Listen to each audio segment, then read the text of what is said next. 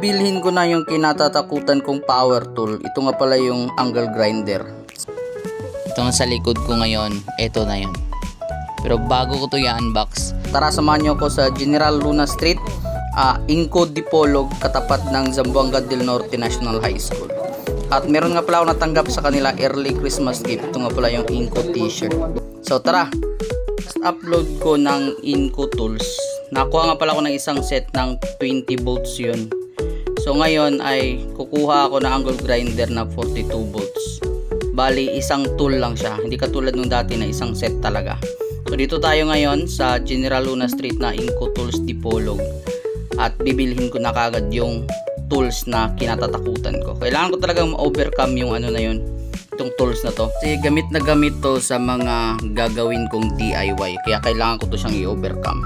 So habang piniprepare yung aking angle grinder, syempre nag-ikot-ikot ako dito para makita nyo kung yung mga tinda nila.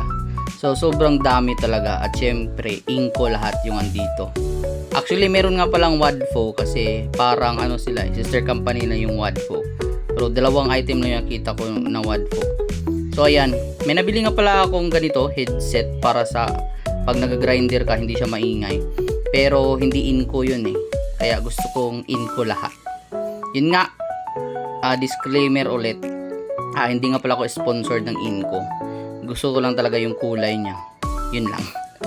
So ayun, so nagpaplano akong bumili ng MIG weld kaso wala sila. At saka yung metal cutter na maliit, yung maliit lang, wala din sila. Yung meron sila yung malaki, yung tag 14K ata yun. So naghahanap ako yung 7K lang, yung pang DIY lang talaga. Kasi pag malaki kasi, pang malakihang construction ata yun. Kaya nagdi-DIY lang naman ako, kaya yung maliit yung hinahanap ko. So shout out nga pala kay Sir, yung nagbigay sa akin ng Inco na t-shirt or polo shirt. So para na akong ano dyan, trabahante nila. So naka Inco cap ako kasi ito yung nakuha ko nung bumili ako ng isang set na 4 na units na 20 volts. So bali ito yung kukunin ko, yan yung 42 volts na angle grinder. Tapos nakabili din pala ako ng Allen na star yung ano niya at saka yung normal na Allen screw. So yun. So visit na kayo dito at marami po silang sale. Naka-sale po sila ngayon. Marami silang bagong dating. Ayan, 42 volts. Bago ito sa Inco, itong 42 volts. At syempre binili ko na din kasi para meron na din akong 42 volts. So ayun, abang-abang sa DIY na gagawin ko gamit tong mga tools na to. So this is Behind Runs. Tara, unbox tayo. 2 volts na siya. Baka mabasag yung screen natin. Ayan. Tignan nyo. Alam nyo ba na gamit nating flashlight ngayon ay yung Inco. Kung kita nyo yan. Ayan, Inco yan. Ayan, gamit talaga yung Inco kasi hindi ko pa kasi nalagyan ng ilaw dito sa kwarto namin. So in the box ay makita natin agad yung unit niya. Tapos na siya. So ayan, meron akong 42 volts ng Inco. Ayan, meron siyang kung ilan ng bars yung natira. So meron siyang straight from the box po ito. Meron siyang 2 bars, kumbaga. Ayan, 2 bars. So meron kasi ako isang power tools na wala siyang ganito.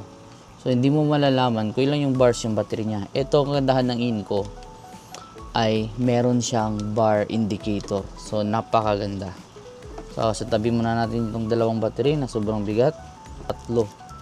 Tatlong parang pang sander ata to. Ito naman natin yung cutting tools. Ayan. At saka charger ng 12 volts. Ayan. Ng 42 volts rather. Nung pinakita ko nung una. Ayan. So meron siyang lagayan. Napakaganda. Na alam naman natin hindi natin binabasa. Pero minsan binabasa ko yung manual.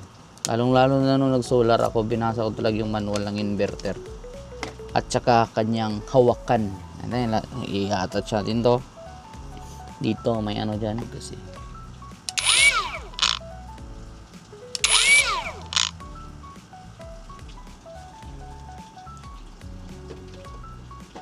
Ikaw missing. So, yun na yun.